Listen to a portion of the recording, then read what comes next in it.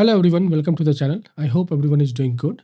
So in today's video, we are going to look into the factors which will help you to decide the size of your warehouse. So Snowflake Warehouse has made it possible to spin a new virtual warehouse or resize an existing warehouse in a matter of seconds. So you don't need to have your own resource for the warehouse like we used to have in the earlier period when we were working with the warehouse with Oracle or with the Teradata. In the case of Snowflake, you can have the virtual warehouse. You can instantly start or commission your virtual warehouse, or you can decommission your warehouse. So Snowflake Virtual Warehouse has a two very big advantage. First, it significantly reduces the compute idle time. So whenever there is no queries running on your virtual warehouse of the Snowflake, you don't need to pay for it. You don't need to have pay any credit for that. The second thing is it's a better matching of compute power to the workload. Means there is an ease of provisioning, decommissioning, or you can modify the warehouse very easily. You don't need to be expert in doing all this activity. So first we need to understand what a virtual warehouse is and what the impact of size on its available resource and query processing speed. So there are multiple types of warehouse in Snowflake. So Snowflake warehouse sizes from X small. This one you can see X small. Let me from X small to it goes to 6 times of the large. So I have mentioned here three types of Snowflake cluster or virtual warehouse: X small, small, and medium. So the virtual warehouse is the combination of EC2 machine. And by default, like if I'm talking about the AWS, because Snowflake can run on any of the cloud environment, like it can run on AWS, it can run on Google Cloud, or the Azure, the Microsoft Cloud. So I'm talking about the AWS. So AWS, each node or each instance of the virtual warehouse in AWS typically has 16 GB of RAM and 200 GB of SSD. So in X small, you have one node. And so you have 8 cores per thread and 16 GB of RAM and 200 GB of SSD. In the small version, you have two node. That means a cluster is having a two node and 8 node plus 8 node. So you have 16 core per thread. Means for a single task or single subtask which the Snowflake virtual house runs, or your query on or the task on runs on your query, will have 16 cores per thread. And similarly for the small, you have 32 GB of RAM and 400 GB of SSD. For medium, you have 4 nodes, and then you have 32 cores plus 64 GB of RAM and 800 GB of SSD. So this kind of cluster or the virtual warehouse goes through 6x large size, and each size of the cluster has the credit or the amount you have to pay when you have to use it. And I've already discussed in some other videos in the previous video. So here we are not going to talk about the price. Here we are going to talk about the performance, or the point where you have to keep, or what factor you should think of before deciding the size of the warehouse. You have to decide either you need a small one, your medium, or the X small.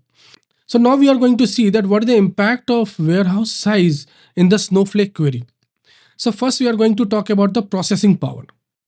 So by the processing power, I means the cluster, or for example, I'm choosing the small virtual warehouse. So what is the power of the small virtual warehouse on my queries?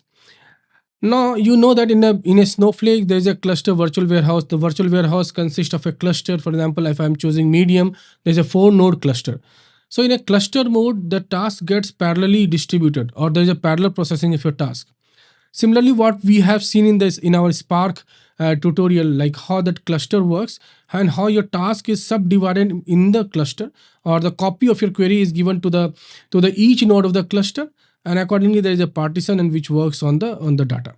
Similarly, here there is a parallel processing happens in your virtual warehouse. Now, in a parallel processing, it looks very good. Like if you increase the number of nodes, your processing power should increase. It looks fairly very simple, but it's not how it actually works. Actually, there are multiple factors which decide on the speed of the queries. If you increase the warehouse size, or if you increase the number of node, it doesn't guarantee that your processing or the query runtime will reduce, or the performance of the query runtime will increase a lot.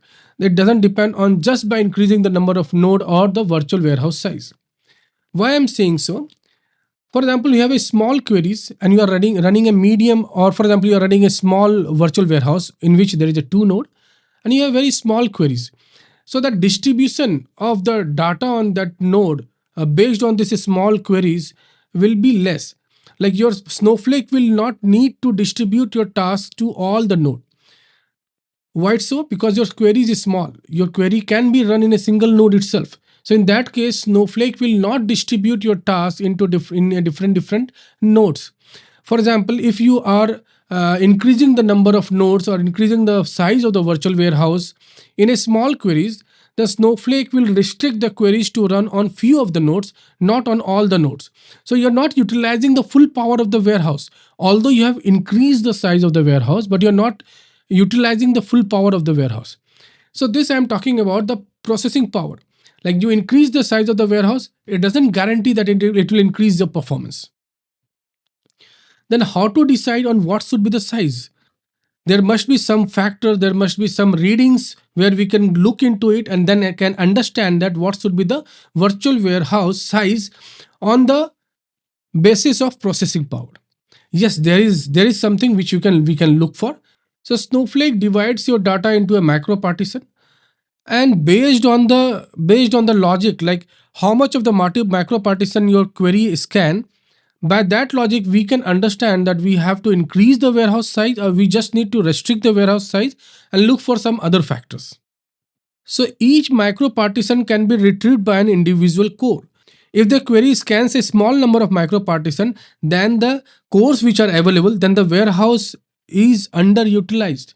So for example, you have a big warehouse, and the query scans a very small number of macro partition. That means your warehouse is not fully utilized, it's underutilized. So what is the suggestion? So a general suggestion is 4 micro partition for each core. So for your each core should at least scan 4 micro partition.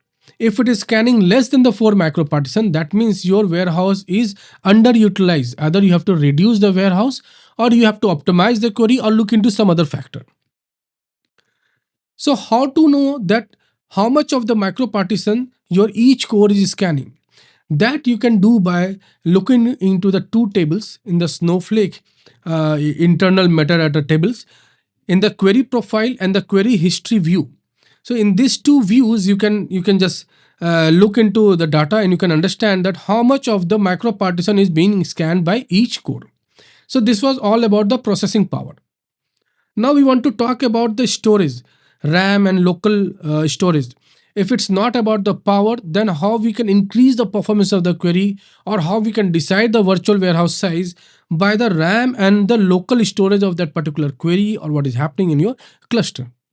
So RAM is the fastest place to store and retrieve the data. So if you are working on a Spark, Snowflake, or any of the compute engine or framework, so RAM is the base. Like if your data is getting into the RAM, or the all the processing or the intermediate steps are being stored in the RAM, and all the processing is happening from there, then your processing will be obviously very fast. And if the intermediate steps data is getting stored in some of the persistent storage, and so the IO operation will increase, and it will affect the query time, the query execution time. So RAM is the fastest place to store and retrieve data. Once it is used up, then Snowflake will store the data using SSD local storage to persist. So data between the queries, like data between the queries execution, if the RAM is fully exhausted, it's used, then Snowflake will store the data into the local storage SSD, and this is called spillage to local storage. If it run out of the local storage, then the remote storage will be used, like S3 for AWS. So till the local storage, because in the local storage you have the SSD, like this 200 GB SSD is there. So if it is stored in the SSD, so that is also fast. But once the data gets into the S3 bucket, in case of AWS cloud, so then the whole process becomes less. Then the whole process becomes very slow. So spillage to the remote storage is the clear indicator a warehouse is undersized. So in the previous things, the processing power, we have talked about the underutilized of the warehouse. And in this RAM and local storage topic, we are now seeing that by looking into the few tables or views, we can understand that your warehouse is undersized. So here also you can use the same view like query profile and the query history view to get the insight on the spillage history or the in the query that how much of a spillage has been happened or the local spillage has been happened. Now we'll move into cost and performance. So we have already discussed that increasing the warehouse size will increase the query performance if the warehouse is fully utilized. In case of underutilized, just by increasing the warehouse size will not increase the query performance. So increasing the warehouse also increases the cost. So if we increase the warehouse, the cost of your overall things will also increase. And at some point or at one point, the increasing the warehouse size will not increase the query optimization or query performance, but your cost will get increasing. So there must be some point or there must be some point where you need to stop increasing your warehouse size, because after that point if you increase the warehouse size, your overall cost will increase but the performance is not going to increase. So we are talking about the cost versus performance. So in any of the deciding factor, if you're working for any of the client and there you have to decide on the virtual warehouse. So cost is always there, a very big factor, and you have to look into the performance or the virtual warehouse size which client is asking for, like how to decide on the virtual warehouse with the respect to cost. If there is no good cost involved into the virtual warehouse, then you can't do much. You can optimize your query, or you can bit look into the resizing of the warehouse rather than increasing the virtual warehouse to other level. And so you can see on the storage side. So cost and performance is the bigger thing. You have to look into cost versus performance, and there is at some point you need to decide on where you have to stop the increasing the size of the warehouse. So generally, if you look into the cost, okay, this got overlapped. So cost, how it is generated, how it is decided is, so cost equal to duration, means query duration, till what time you are using the computation in that warehouse, and into credit uses. So like for example, you are running the query for 10 minutes, and for each minute what is the credit for example you are using virtual warehouse x small, so what is the credit for the x small? You can go into the documentation of the Snowflake, you will get that value. So what is the credit in the x small? So for each minute or what is the credit, and that credit into the duration will give you the total number of cost in the form of credit. So each credit has some value, some dollar value, and then accordingly we're going to the chart of that how much credit equals to $1. So you can get the total cost of that particular query. Then after looking into all this thing, then how we should start or for choosing the correct size of the virtual warehouse. So there are multiple things, like we have now understood the processing power, RAM and storage, the cost involved with the performance. Now we have to look into multiple things before deciding the virtual warehouse size. So you always start with an X small, because this X small, although it's a very small cluster, just one node, but this warehouse is powerful enough to run most of your queries. So most of your requirements will get fulfilled in the X small. So always you start with X small. Then if you feel like you have to increase the size of the warehouse, how you will feel? You have to look into these two views, query profile and query history. You can understand the processing power, like how much the scanning, the multi-partition scanning is done by your query, by the cores, and if what is the condition of your RAM and local like the local storage spillage, then you can increase the size. So the first thing is start with a small size. Increase the warehouse size until the query duration stops having half. Like if you increase, for example, till x small to small, you move to increases the warehouse to small, and then you see that if the query was taking 10 minutes in x small, and if it reduces half till 5 minutes, then it's good to go to the new upper upgrade warehouse. If there is no 50%, if the 50% performance increase in SQL is not achieved by going into the higher warehouse, then it's not advisable to go into the higher warehouse. Then you can stick into to your normal warehouse, optimize the query, and you can have the cost versus the what you call performance comparison, and you can have the justifiable reason why you don't want to move into the higher warehouse, Snowflake warehouse. So increase the warehouse size until the query duration stops off.